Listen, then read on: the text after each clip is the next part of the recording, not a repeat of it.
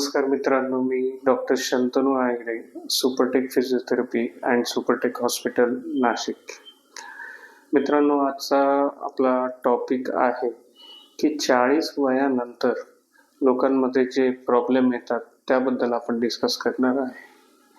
मी जे काही बोलतो माझ्या अनुभवावरनं बोलतो, माझ्याकडे काही पेशंट येतात त्यांच्या अनुभवावरनं बोलतो. तर 40 वयानंतर आमच्याकडे ॲज अ फिजिओथेरपिस्ट आमच्याकडे येणारे पेशंट जे असतात ते मोस्टली असतात गुडघेदुखीचे, पाठदुखीचे, मानदुखीचे आणि खांदादुखीचे. सगळ्यात जास्त म्हणायला गेलं तर एक नंबर येतो तो गुडघे दुखण्याचा, त्यानंतर पाठदुखी, त्यानंतर खांदेदुखी आणि मग मानदुखी.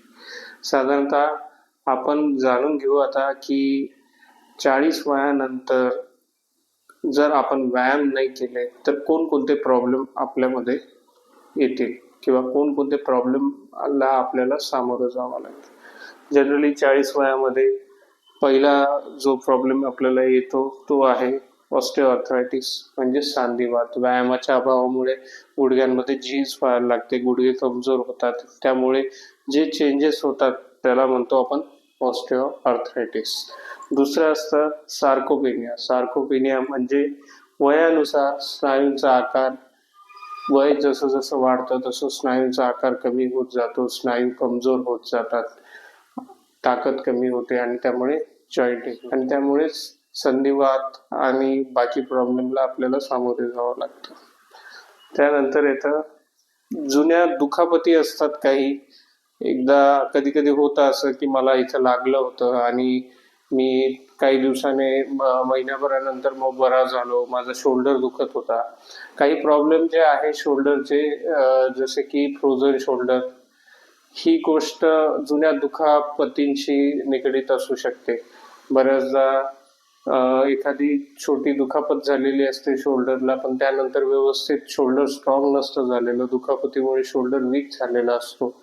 त्यानंतर त्या जुन्या दुखापतीचे रूपांतर जे असते की क्रोनिक इंजुरी, म्हणजे जास्त काळ चालणाऱ्या दुखापतीमध्ये होऊन जाते. त्यानंतर सिडेंटरी लाईफस्टाईल म्हणजे निष्क्रिय जीवनशैली, म्हणजे खूप आरामाचं जीवन जे लोक जगतात. उदाहरणार्थ एका खुर्चीवर बसून काम करणे, दिवसभर 4-4, 5-5 तास एकाच ठिकाणी बसून काम करणे, दुकानावर बसून काम करणे, बसल्या बसल्या ज्या ठिकाणी एक्सरसाइज नसते, चालणं नसतं, कोणत्याही प्रकारच्या शरीराची किंवा जॉईंटची एक्सरसाइज होत नाही, अशी जीवनशैली, किंवा खूप जास्त झोपून राहणे, जे उदाहरणार्थ आळशी लोकांमध्ये आपण म्हणू शकतो की असं होतं, किंवा ज्या लोकांचं बैठे काम आहे त्यांच्यामध्ये असं होतं आणि त्यामुळे मग त्यांचे स्नायू कमजोर होतात, त्यांच्या जॉईंटवर पुरेसा प्रेशर पडत नसल्यामुळे ते पण कमजोर होतात आणि मग त्यांनाही ऑस्टिओआर्थरायटिस किंवा मसल्स कमी होणे वगैरे या गोष्टींचा सामना करावा लागतो. त्यानंतर आहे बॅड पोश्चर, चुकीचं पोश्चर. बऱ्याचदा बॅड पोश्चर हे निगडीत असतं तुमच्या कामामध्ये.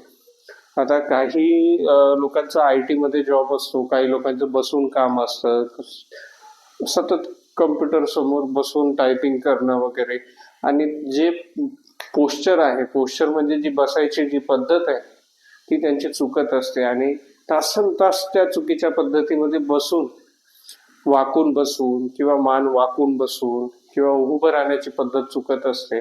तर अशा चुकीच्या पद्धतीने बसणे किंवा उभं राहण्यामुळे आपल्याला मानेचे दुखणे, पाठीचे दुखणे किंवा गुडघ्याचे दुखणे येऊ शकतात.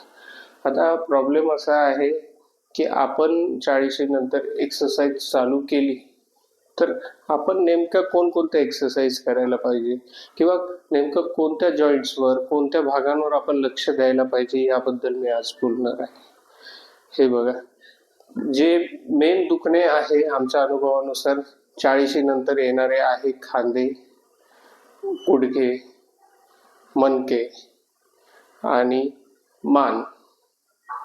या मेन जे दुखणे आहे 40 नंतर असे दुखणे जास्त येतात. म्हणजे गुडघ्याची झीज होणे, मानेमध्ये दुखणे, पाठीच्या मणक्यामध्ये डिस्क बल्ज होणे किंवा पाठीचा मणका कमजोर होणे, आणि त्यानंतर खांदा दुखणे, हात वरती न उचलता येणे, फ्रोझन शोल्डरचा त्रास होणे, तर ह्या सगळ्यासाठी एक्सरसाइज इम्पॉर्टंट आहे.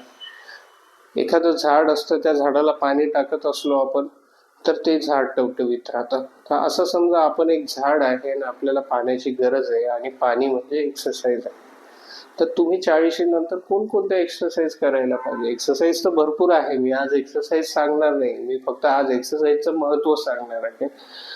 तर 40 नंतर तुमची प्रत्येक एक्सरसाइज प्रत्येक भागासाठी डेडिकेटेड असायला पाहिजे. म्हणजे शोल्डरसाठी तुमची एक एक्सरसाइज पाहिजे, ज्या एक्सरसाइजमध्ये शोल्डर तुमचे बऱ्यापैकी त्यांची मुवमेंट होते आहे.